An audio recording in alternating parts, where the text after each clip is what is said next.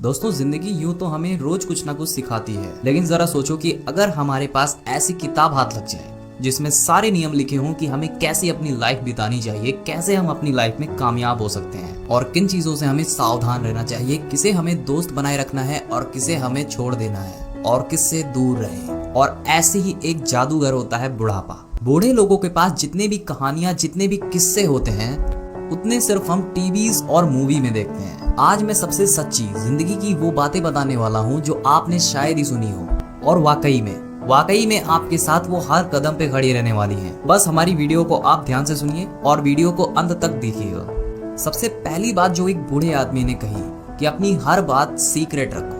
हर एक व्यक्ति से उतने ही आप खुलें जितनी आपको नीड है। हद से ज्यादा अगर किसी को अपने बारे में आपने बता दिया तो आप बर्बाद हो सकते हैं। कि वो आपका आज बेस्ट फ्रेंड है, लेकिन जरूरी नहीं है वो कल भी आपका बेस्ट फ्रेंड हो। यानी कि कोई ऐसी चीज अगर किसी को आपने बता दी तो आपका उसमें नुकसान हो सकता है। तो इससे बढ़िया यही होगा कि जिंदगी में किसी को भी ये बात बताओ ही मत, नहीं तो आपकी जिंदगी भी बर्बाद हो सकती है। क्योंकि जो लोग ऐसा करते हैं और जिन लोगों के साथ ये हो चुका है वही मेरी इस बात को फील कर सकते हैं। और बहुत लोग ये भी जानते हैं कि बातों को छुपाए रहना अपने अंदर में ही एक कला होती है। बहुत लोग होते हैं कि ग्रुप में बैठे नहीं और अपने अंदर की पर्सनल बातें बताना चालू कर देते हैं। और अगर आप भी उन व्यक्ति में से हैं तो आपको यूज करने वाले व्यक्ति बहुत सारे मौजूद हैं आपके आसपास।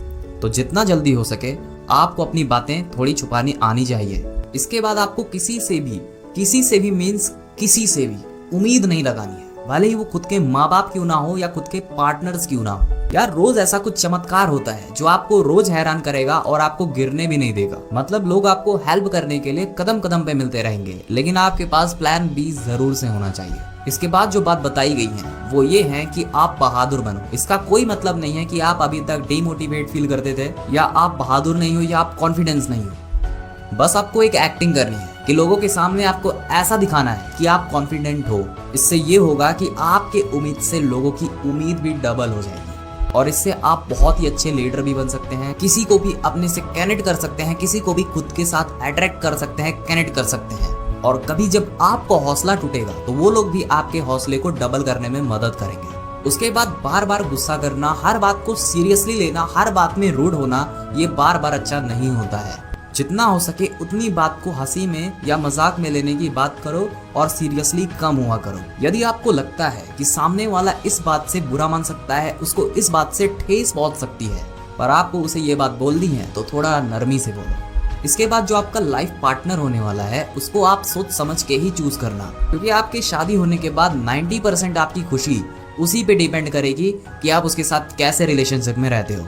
और इसीलिए बहुत लोग को ये गलत फैसला आगे चल के बहुत दिक्कत देता है और हमें इस चीज को बहुत ही ज्यादा सोच समझ के करना चाहिए। उसके बाद आपको किसी के उम्मीद की वजह नहीं बननी है, क्योंकि अगर आपने किसी की हेल्प करने का ठाना है और किसी रीजन की वजह से आप उसके हेल्प नहीं कर पाते हो और अगर उस व्यक्ति की नजर में आपकी उम्मीद टूटी तो आप हमेशा उसकी नजर में एक दोषी बन के रह जाओगे। आप किसी की हेल्प करना चाहते हो, आप इतने कैपेबल हो कि आप उस व्यक्ति की हेल्प कर सकते हो, तो ऑन द स्पॉट उसको बता दिया करो कि हाँ मैं तुम्हारी हेल्प कर सकता हूँ। पर किसी को झूठा दिलासा नहीं देना चाहिए, इससे आपकी इमेज तो डाउन होती है, साथ में आपका गुडविल भी गिरता है। इसके बाद उन्होंने ये कहा कि लोगों को सेकेंड चांस तो अपनी लाइफ में देना चाहिए, पर थर्ड भूल के भी नहीं।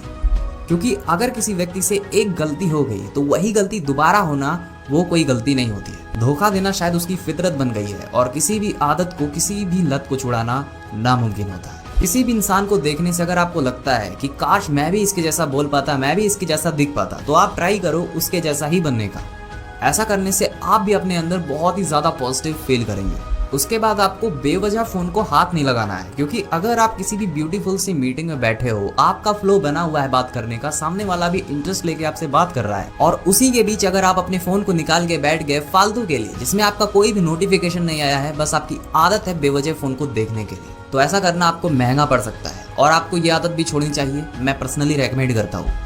इसके बाद आपको उस व्यक्ति से बहुत ज्यादा दूरी पे रहना है जिसकी समाज में कोई इज्जत नहीं है, जिसके पास कुछ खोने के लिए नहीं है। इस बंदे से आपको सावधान ज्यादा रहना है। आपको इससे ज्यादा पर्सनल होने की कोई जरूरत नहीं है। अपना एटीट्यूड अपने हाई लेवल पे रखो। यहाँ एटीट्यूड कहने का मतलब ये नहीं है कि आपके पास ज्यादा पैसे हैं तो आप पैसों का शो ऑफ करो, आपके पास महंगे फोन है तो आप महंगे फोन का शो ऑफ करो, बल्कि यहाँ पे कहने का सेंस ये है कि आप किसी भी चीज को पॉजिटिव वे में लो, किसी भी चीज को एकदम ब्यूटीफुल तरीके से एक्सप्रेस करो और देखो, इससे आपका दिन बहुत ही खूबसूरत जाएगा।